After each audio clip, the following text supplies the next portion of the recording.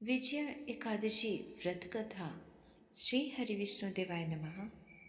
धर्मराज युधिष्ठिर बोले, हे जनार्दन, फाल्गुन मास के कृष्ण पक्ष की एकादशी का क्या नाम है तथा उसकी विधि क्या है? कृपा करके आप मुझे बताइए। भगवान श्री कृष्ण बोले, हे राजन, फाल्गुन मास के कृष्ण पक्ष की एकादशी का नाम विजया एकादशी है। इसके व्रत के प्रभाव से मनुष्य को विजय प्राप्त होती है। यह सब व्रतों में उत्तम व्रत है। इस विजय एकादशी के महात्म्य के श्रवण एवं पठन से समस्त पापों का नाश हो जाता है। एक समय देवर्षि नारद ने जगत पिता ब्रह्मा जी से कहा, महाराज, आप मुझे फाल्गुन मास के कृष्ण पक्ष की एकादशी का विधान कहिए। ब्रह्मा जी कहने लगे कि हे नारद, विजया एकादशी का व्रत पुराने तथा नए पापों का नाश करने वाला है। इस विजया एकादशी की विधि मैंने आज तक किसी से भी नहीं कही। यह समस्त मनुष्यों को विजय प्रदान करती है। त्रेता युग में मर्यादा पुरुषोत्तम श्री रामचंद्र जी को जब 14 वर्ष का वनवास हो गया, तब वे श्री लक्ष्मण जी एवं सीता जी सहित पंचवटी में निवास करने लगे।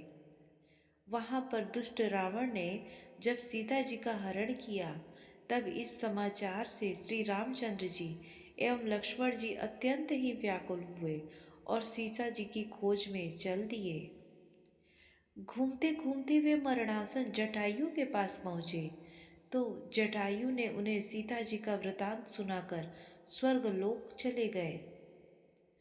कुछ आगे जाकर उनकी सुग्रीव से मित्रता हुई और बाली का वध किया। हनुमान जी ने लंका में जाकर सीता जी का पता लगाया और उनसे श्री राम जी और सुग्रीव की मित्रता का वर्णन किया। वहां से लौटकर हनुमान जी ने भगवान राम के पास आकर सब समाचार कहे। श्री रामचंद्र ने वानर सेना सहित सुग्रीव की सहायता से लंका को प्रस्थान किया।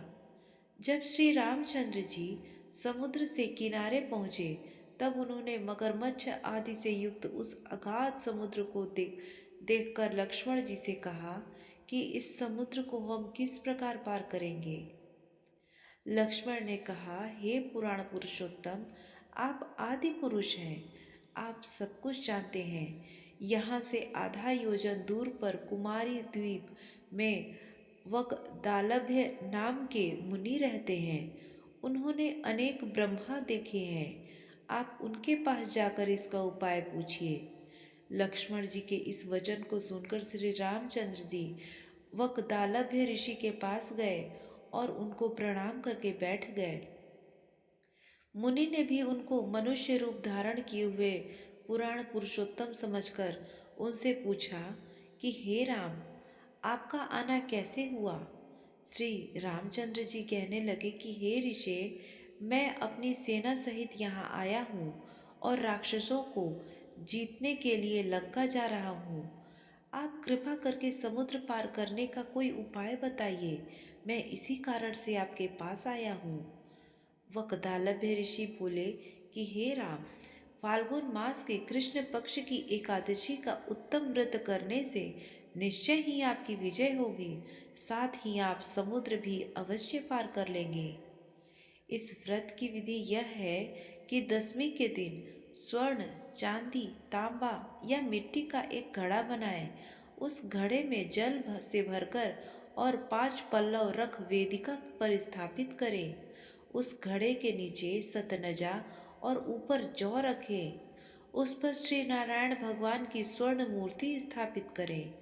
एकादशी के दिन स्नानादि से निवृत्त हो धूप, दीप, नैवेद्य, नारियल आदि से भगवान की पूजा करें। तत्पश्चात घड़े के सामने बैठकर दिन व्यतीत करें और रात्रि को भी उसी प्रकार बैठे रहकर जागरण करें।